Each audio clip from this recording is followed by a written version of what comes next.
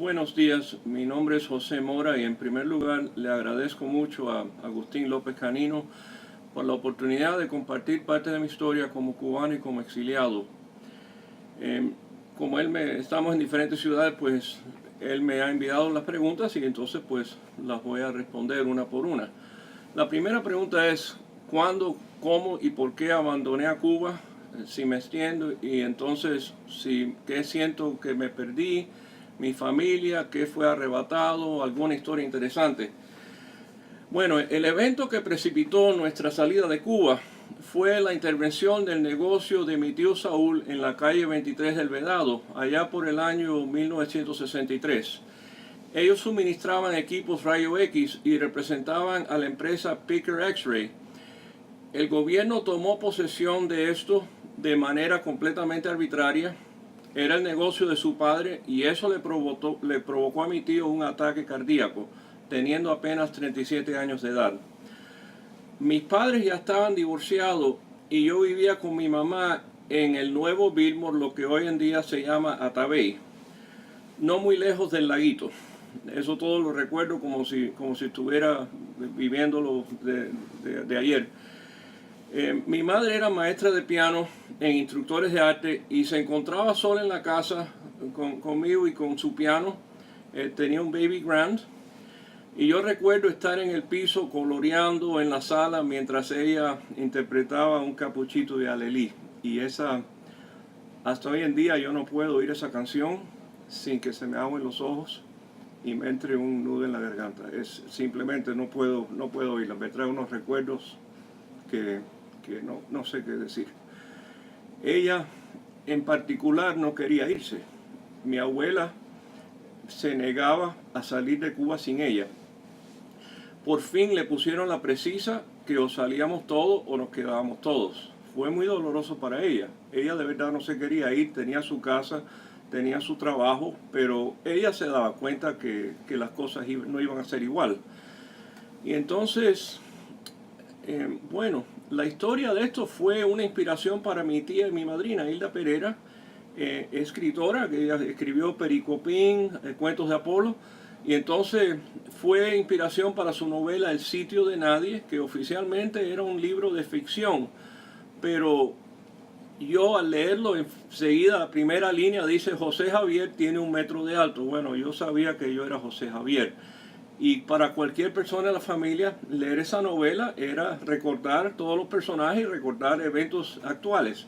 Y claro, como escritora, pues ella escribió una novela y tuvo todo el derecho de autora de poner sus partes, pero reconocíamos que 80% era verdad, era exactamente lo que pasó. Y entonces, pues eso fue cuando yo tenía 6 años. Y entonces, claro, me acuerdo oír los milicianos marchando de la brigada Conrado Benítez. O sea, muchas cosas pasando, muchos sentimientos diferentes, porque era, en cierta manera, para un niño es algo nuevo, pero a la misma vez veía el miedo.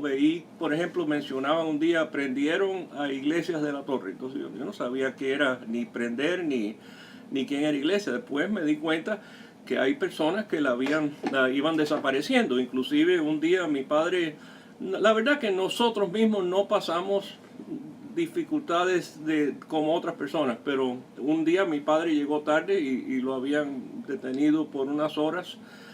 Pero o sea, yo me daba cuenta que había tensión. Inclusive un día en el Vedado mis abuelos estaban hablando calladitos en forma casi como conspiradores y oí primera vez la palabra Lyndon Johnson. Y después me di cuenta que eso coincidía aproximadamente con el asesinato de Kennedy. Me imagino que estaban hablando del nuevo presidente. Mi prima Hidalgo me relató unos años después lo que para ella era quinceañera cuando salimos de Cuba. Y ella lo puso en un término muy interesante. Una niña, una quinceañera que nunca creció, cubana, y una norteamericana adulta que no tuvo niñez. Y es verdad, de cierta manera como que le cortan la vida en 2 etapas y esas etapas son difíciles de reconciliar. Y entonces pues para mí, cuando yo salí de Rancho Boyeros, me siento que dejé ahí un niño cubano, un niño esperando. Es algo que se quedó ahí ese recuerdo, pero no lo olvido. Por muchos años y décadas que han pasado, nunca me sentí norteamericano, nunca. Pasaron 40 años antes que acepté la ciudadanía y solo al convencerme que a mí mismo, yo no renunciaba a Cuba solo a su gobierno. Eso fue un paso muy difícil para mí y me siento cubano, que da la casualidad que tengo ciudadanía norteamericana precisamente para poder viajar y ver a mi padre, que él después fue a España y a Venezuela. Pero de todos modos pasaron los años. Y entonces recuerdo un día que ya nos estábamos preparando para ir de Cuba, viene un agente del régimen para tomar inventario de nuestra casa, ya que todo lo teníamos que entregar como condición de poder salir del país. Y nunca me olvido ver mi cama, mi cuarto, mis juguetes, lo veo como ayer mismo. Años después, un viejito que estaba asignado a cuidar la casa de mi madre, le escribió y le dijo: aquí estoy sentado en la sala de tu casa cuidando tu piano. Ella, por supuesto, se echó a llorar, sabiendo que nunca más regresaría a su casa. Ocurrieron dos eventos que para un adulto es algo trivial, o sea, de poca importancia porque los niños no importan, ¿verdad? Todo el drama es de los adultos, los niños no sufren, los niños nada más que son pasajeros en el viaje de otro. Pero uno de ellos es, sabíamos que yo sabía que yo no podía llevar mis juguetes y entonces pues yo tenía un tren eléctrico allá. Venía Santa Claus y los Reyes Magos. Me doy cuenta que no para todos los niños, me doy cuenta que las cosas eran así. Pero yo tenía un tren eléctrico y bueno, un día voy a jugar a casa de mi amigo Ricky y veo que el tren eléctrico mío está en la sala de él, se lo habían regalado. Y me doy cuenta que mis padres, era como para no hacerme sufrir, para tapar, era una parte de la cultura de taparle el dolor a las personas. Pero ¿qué se espera de un niño de 6 años? Pues claro, me eché a llorar. Y ellos de pena me dieron mi tren y yo regresé caminando a casa de mi tía, y lo cual me costó tremendo regaño, porque ellos veían mal que yo me molestara de ver que el tren, lo que era mío, supuestamente mío, se lo habían regalado a mi amigo sin contar conmigo. Bueno, esas son las cosas y yo comprendo, no es algo... Pero para un niño es un efecto, y entonces ahí aprendí algo del sentido de propiedad. Lo que es tuyo, de verdad no es tuyo si alguien te lo quita, ¿no?